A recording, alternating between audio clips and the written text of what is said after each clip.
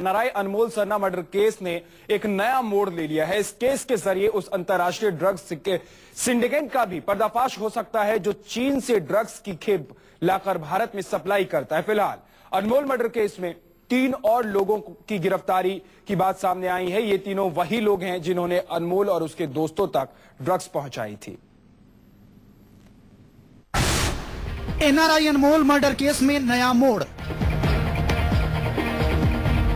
बेनकाब हो सकता है ड्रग्स सिंडिकेट। चीन से आती थी ड्रग्स की खेप, डॉलर में होती थी ड्रग्स की डील। एनआरआई अनमोल सरना हत्याकांड में दिल्ली पुलिस ने 3 और लोगों को गिरफ्तार किया है। दिल्ली पुलिस ने इन तीनों को माधव और चिक्की की निशानदेही पर नोएडा से गिरफ्तार किया है। ये तीनों वो शख्स हैं जिनकी मदद से अनमोल और उसके दोस्तों तक LSD नाम की ड्रग्स पहुंची थी। पुलिस के मुताबिक गिरफ्तार तीनों आरोपियों के नाम हैं मेहुल, भुवन उर्फ पोटर और दुष्यंत। कत्ल के बाद से ही दिल्ली पुलिस को शक था कि इस केस की तहकीकात कर ड्रग्स डीलर्स के एक बड़े सिंडिकेट को तोड़ा जा सकता है। लिहाजा पुलिस ने माधव और चिक्की की मदद से उन 3 लोगों को धर दबोचा जिनसे अनमोल और उसके दोस्तों ने LSD ड्रग्स खरीदी थी। पूछताछ के दौरान पता चला कि LSD नाम की ड्रग्स सरहद पार चीन से आती थी। ईमेल के जरिए होती थी LSD की डिमांड। कुरियर के जरिए हिंदुस्तान पहुंचता था ड्रग्स का कंसाइनमेंट। डॉलर में होती थी पेमेंट। पुलिस के मुताबिक ड्रग्स डीलर्स की एक लंबी चेन है। दरअसल गिरफ्तार किए गए मेहुल और भुवन नाम के वो दोनों शख्स ग्राहक और ड्रग्स सप्लायर के बीच बिचौलिए का काम करते हैं। माधव भंडारी भुवन का अच्छा दोस्त है। माधव ने भुवन से LSD खरीदने की बात की थी। उसके बाद भुवन और उसके साथी मेहुल ने दुष्यंत से संपर्क किया। दुष्यंत वो शख्स है जो चीन से ईमेल के जरिए ड्रग्स मंगवाता है। इस मामले में भी भुवन और मेहुल के कहने पर दुष्यंत ने चीन से कुरियर के जरिए LSD नाम की ड्रग्स मंगवाई थी।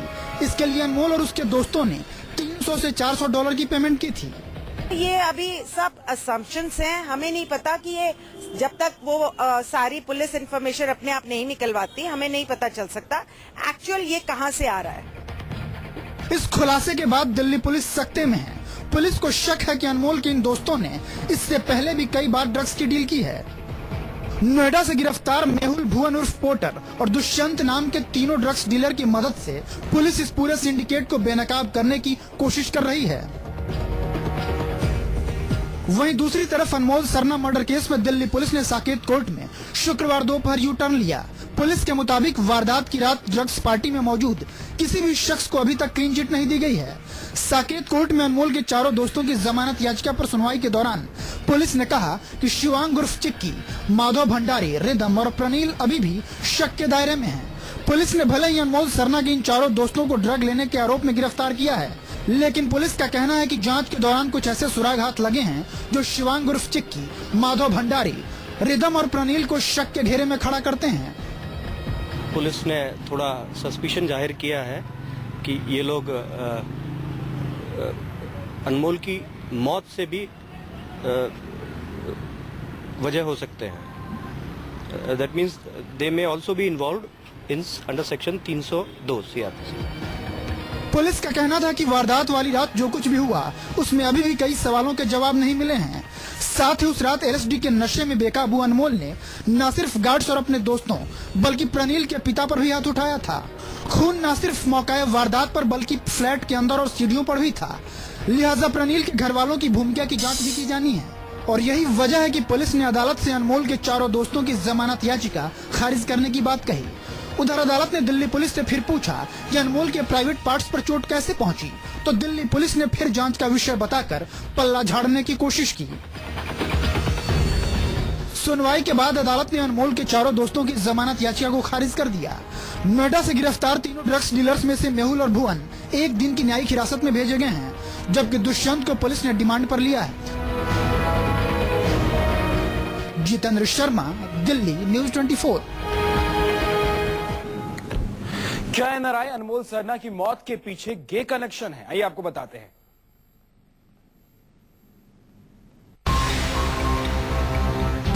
क्या एनआरआई अनमोल मर्डर केस में है गे कनेक्शन?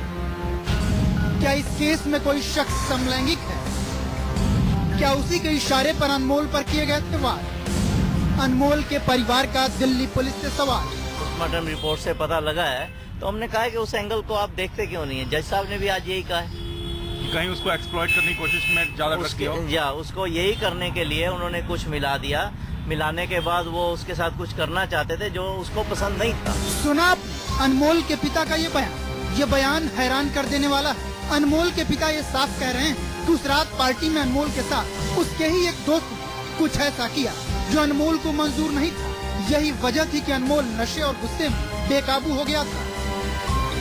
अनमोल के परिवार को शक है कि जब वो लड़का अनमोल के साथ गलत हरकत को अंजाम नहीं दे पाया तो उसने अनमोल की बुरी तरह से पिटाई की है और उसके प्राइवेट पार्ट्स में भी काफी गंभीर चोटें थी जो कि उसकी मौत की वजह बनी। फिलहाल अनमोल का परिवार इस एंगल से भी इस पूरे मामले की जांच चाहता है कि कहीं इस मौत की वजह समलैंगिक रिश्ते तो नहीं है। अनमोल के माता पिता ने पुलिस से शिकायत की है कि उस रात पार्टी में चारों लड़कों में से एक लड़का ऐसा था, कुछ गलत हरकत करना चाहता था। उन्होंने पुलिस को बताया है कि उस लड़के की इसी हरकत की वजह से कुछ साल पहले उसे स्कूल से निकाल दिया गया था। अब अनमोल के माता पिता ये चाहते हैं कि पुलिस ये पता लगाए कि वो पार्टी कहीं गे पार्टी तो नहीं थी। अनमोल किसी साजिश का शिकार तो नहीं हुआ? क्या उसे किसी सोची समझी प्लानिंग के तहत तो पार्टी में नहीं बुलाया गया था? हमने सारे एंगल उनको बता दिए हैं कि आप एक तो जो सिर में चोट लगी है मेन वो है कि ऊपर मारी गई है वो, जिसका ये खुलासा अभी तक नहीं कर रहे हैं। और दूसरा जो कल हमें पोस्टमार्टम रिपोर्ट से पता लगा है तो हमने कहा कि उस एंगल को आप देखते क्यों नहीं है। जज साहब ने भी आज यही कहा है, कहीं उसको एक्सप्लॉइट करने की कोशिश में ज्यादा ड्रग्स किया हो? या उसको यही करने के लिए उन्होंने कुछ मिला दिया, मिलाने के बाद वो उसके साथ कुछ करना चाहते थे जो उसको पसंद नहीं था। फाउल प्ले था क्योंकि इसके जेनिटल्स में चोट लगी है जो कि डंडों से नहीं लगती। दूसरा, उसके सिर के ऊपर शार्प एज रिपीटेडली मारा गया है। पीसीआर भी 45 मिनट्स के बाद पहुंचती है ताकि इनफ ब्लड लॉस हो जाए कि वो बच्चा मर जाए, मरने से बस पहुंचे। 1000 मिलीलीटर ब्लड उसका लॉस हुआ है। शुरुआत से इस मामले में पुलिस की छोरी सवालों के घेरे में रही है और अब अनमोल का परिवार जो आरोप लगा रहा है, जो सवाल उठा रहा है, उनके जवाब दिल्ली पुलिस अब तक नहीं दे पाई। ऐसे में ये आरोप कितना सही है इसका पता तभी चलेगा जब पुलिस इस मामले की गंभीरता से जांच करेगी। फिलहाल इस आरोप पर दिल्ली पुलिस ने चुप्पी साध ली।